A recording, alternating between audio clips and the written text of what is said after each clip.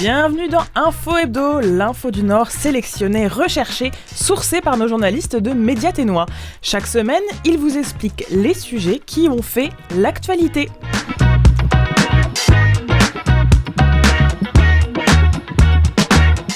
Aujourd'hui, je suis accompagnée de deux journalistes de Média Ténois, Élodie Roy et Cristiano Pereira. Bonjour à tous les deux. Bonjour. Bonjour. J'espère que vous allez bien. Alors, je tiens à préciser que cette semaine, on est tous les trois ensemble dans le studio de Radio Taïga à Yellowknife. C'est assez rare de réussir à avoir tout le monde au même endroit alors que la moitié de nos journalistes travaillent dans d'autres provinces et territoires. Fin de la parenthèse. Alors, on va commencer avec toi, Cristiano. Cette semaine, nous avons appris de mauvaises nouvelles du côté du collège nordique francophone installé à Yellowknife. Alors, qu'est-ce qui se passe en ce moment ? Oui, voilà, le collège nordique traverse une période vraiment difficile. Donc, cette année, le financement fédéral a été réduit de façon drastique. Le collège nordique reçoit seulement environ un tiers de ce qu'il avait obtenu l'an dernier. C'est énorme comme coupure, surtout après plusieurs années où le collège avait connu une belle croissance, avec des nouveaux locaux, plus d'activités, plus de services pour la communauté francophone. Mais là, tout soudain, c'était un coup un peu dur. Le directeur Patrick Arsenault m'a dit qu'il avait quand même réussi à négocier avec Ottawa une entente sur 3 ans. Ça donne une certaine stabilité, mais il reconnaît que le montant est bien en dessous de ce qu'il espérait et qu'il faudra prendre, voilà, et qu'il faut prendre des décisions difficiles maintenant. Alors, côté employé, qu'est-ce qui s'est passé ? Quelles sont les conséquences ? Voilà, la conséquence la plus douloureuse, c'est du côté humain. Donc, 4 employés du collège ont été licenciés la semaine dernière. Patrick Arsenault, le directeur, il parle d'une décision déchirante, c'est ça le mot qu'il a utilisé, parce que ces personnes faisaient vraiment partie du cœur de l'équipe. Certains étaient là depuis longtemps, ils avaient vu le collège évoluer, s'agrandir, et ils continuaient à croire dans sa mission malgré tous les changements. Patrick, il a insisté un peu sur leur professionnalisme, leur rapport à la communauté, et il a essayé de contacter les directeurs des autres organismes francophones ici à Yellowknife pour demander un peu d'aide. Donc il a écrit aux organismes pour leur demander de tendre la main aux employés licenciés, par exemple en leur proposant du travail. J'ai essayé de parler avec les travailleurs qui ont été licenciés, mais ils ont poliment refusé de donner une entrevue, ce que je comprends. Ouais. Bien sûr, on le comprend.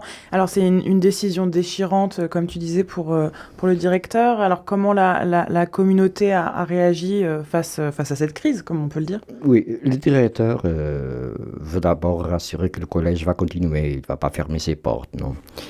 Et son objectif pour l'instant est de limiter les impacts pour les étudiants. Mais il reconnaît qu'il va falloir voir un peu le plan triennal et sans doute abandonner certains projets du collège. Après, il appelle à la communauté à se mobiliser, à écrire à les élus pour rappeler que la formation postsecondaire en français est essentielle ici, non ? Son message, en gros, c'est que la survie du collège dépend à la fois du financement public, mais aussi de la solidarité de toute la communauté. Merci beaucoup, Cristiano. Alors, on continue avec toi, mais cette fois, on s'éloigne des TNO pour se rendre à Ottawa. Alors, tu ne t'es pas déplacé jusqu'en Ontario, mais tu as suivi à distance une rencontre ministérielle. Pourquoi les leaders des territoires du Nord-Ouest étaient-ils à Ottawa cette semaine ? Oui, ils sont toujours là, en fait. Ils passent une série de journées là dans des réunions, des rencontres avec plusieurs ministres. Et hier, mercredi, ils ont donné une conférence de presse. Donc ils étaient, c'est le conseil des dirigeants du TNO, le Council of Leaders, ouais. Et donc c'était R.J. Simpson avec la vice-première ministre Caroline Wazanek et des leaders autochtones.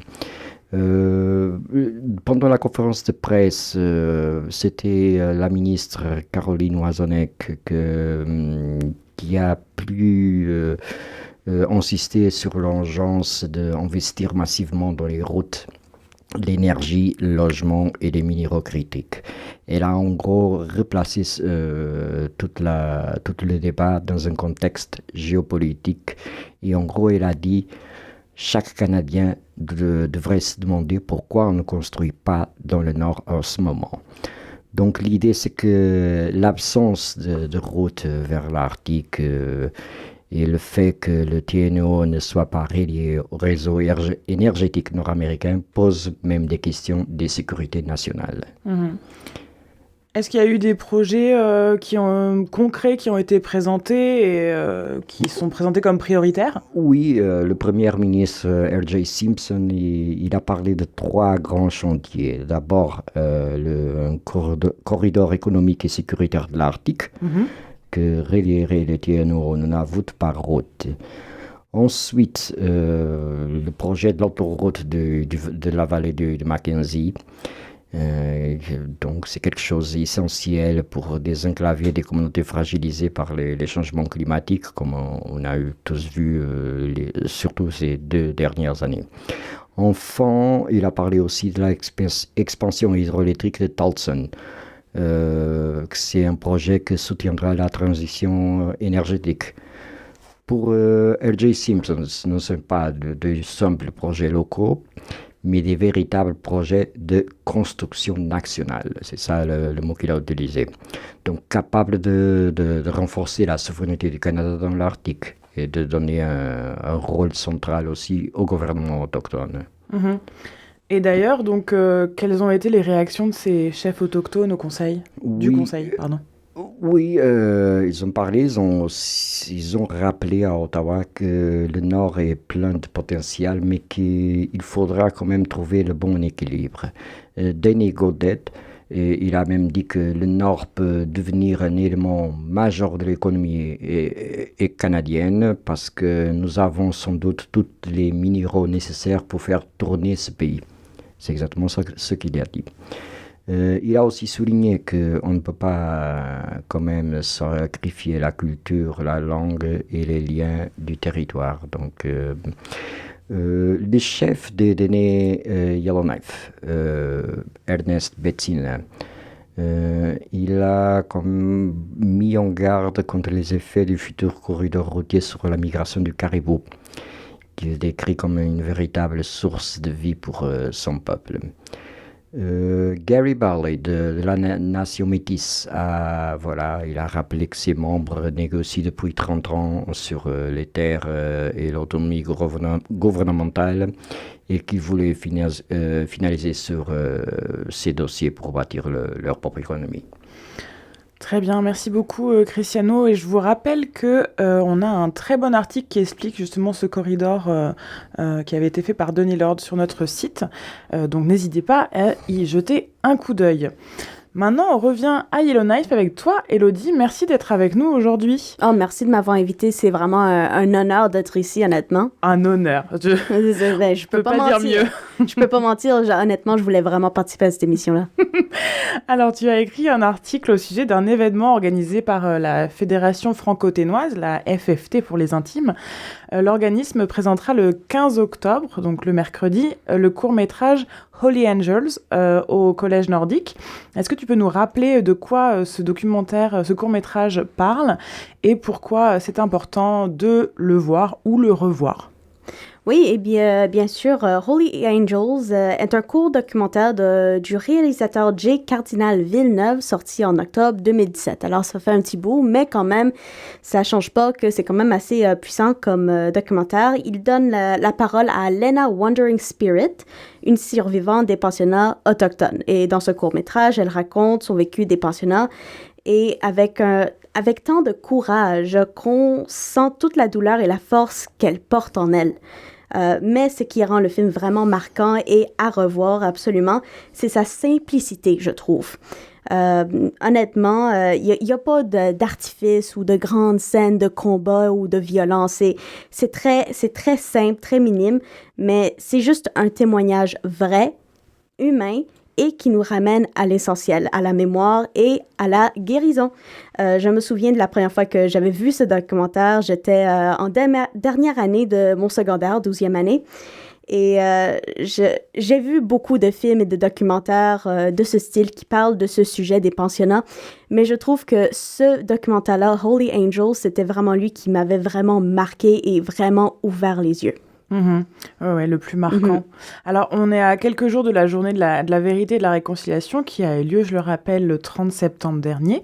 Alors, pourquoi la FFT a organisé cette soirée maintenant pour la communauté francophone plus précisément ? Oui, j'ai parlé à l'organisateur de cet événement, Charles-Emmanuel Quadio, puis il avait expliqué qu'il voulait le faire pour la journée de la réconciliation, mais il y a eu des complications, alors ils ont dû le changer au 15. Mais l'objectif de cette soirée est vraiment d'encourager la réflexion et l'échange. La FFT veut créer un moment où les gens peuvent se rassembler, écouter et poser des questions et mieux comprendre l'histoire des pensionnats, surtout pour les nouveaux arrivants francophones ou anglophones, either way. C'est aussi une façon de rappeler que la réconciliation, ça concerne tout le monde. C'est pas seulement la communauté autochtone. Ici à Yellowknife, quand tu arrives pour la première fois, on peut clairement voir que la ville est très proche de la communauté d'aînés. C'est très important pour la ville. Et on vit tous côte à côte. Donc, c'est important de prendre part à cette conversation-là ensemble. Ouais, et puis l'idée, c'est, j'imagine aussi, de montrer que les arts peuvent jouer dans ce travail de mémoire et de réconciliation. Oui, absolument. Puis, je veux dire, depuis ses débuts, l'art a été un bon moyen de communiquer. On le sait déjà avec les peintures sur les grottes des hommes des cavernes. Il y avait des histoires partout sur les murs. C'est là depuis si longtemps. Puis maintenant, c'est un bon moyen de parler de choses difficiles et ou de sentiments très puissants. Un film comme Holy Angels touche surtout les émotions avant tout. Et ça, très souvent, ça ouvre la porte à la compréhension, surtout. Et on peut demander aux gens de lire des rapports, des chiffres, autant qu'on le veut. Là. Moi, on m'a demandé de faire ça, mais c'est seulement quand tu vois un visage, que tu entends une voix, que c'est là que tu comprends que c'est vrai. C'est bien plus réel pour moi, comme je sais pas pour les autres, mais je crois que c'est ça, dans mon opinion personnelle. Et c'est là que le dialogue va commencer. Les organisateurs croient surtout en ça. Utiliser le cinéma puis la culture pour réveiller les consciences et rapprocher les gens. Tout à fait. Merci pour ces belles paroles. Alors, c'est le 15 octobre. Oui. L'horaire, est-ce que tu peux nous donner l'horaire? Oui, alors ça va commencer avec, on arrive, on peut-être manger un peu de bannique, des muffins, ça c'est à confirmer encore côté nourriture. Après ça, on s'assoit, on regarde Holy Angels à tous ensemble à 18h, c'est ça? À 18h. Et ensuite, c'est suivi par une discussion avec une certaine Stacy et Valérie de l'AFCY, où on pourra vraiment répondre à demander des questions, se faire répondre, vraiment discuter des pensionnats, de comment on se sent. Et aussi, j'aimerais rajouter, très important, moi, j'aurais voulu avoir ça au secondaire, mais il y aura quelqu'un pour t'aider si jamais il y a des émotions comme trop fortes, puis tu dois l'évacuer ou tu dois pleurer. Il y aura des gens qui seront là comme un petit soutien émotionnel. Et j'aurais tellement voulu avoir ça au secondaire. Très important. Voilà, ce sera au Collège Nordique. Merci beaucoup. Merci à tous les deux d'avoir été là dans le studio. Merci encore de m'avoir invité. Ouais, et à la semaine prochaine pour de nouvelles informations. À la semaine prochaine. À plus. Vous pouvez retrouver les articles au complet et bien d'autres en accès libre directement sur notre site internet à l'adresse mediatenois.ca. Le fil d'actualité est mis à jour quotidiennement. Pour ne rien louper, n'hésitez surtout pas à vous inscrire également sur notre site à notre infolettre pour recevoir votre journal chaque vendredi dans votre boîte courriel. Et vous pouvez aussi nous suivre sur les réseaux sociaux, sur Facebook, cherchez Fil Info Ténois, et sur X, Blue Sky et YouTube, cherchez Média Ténois.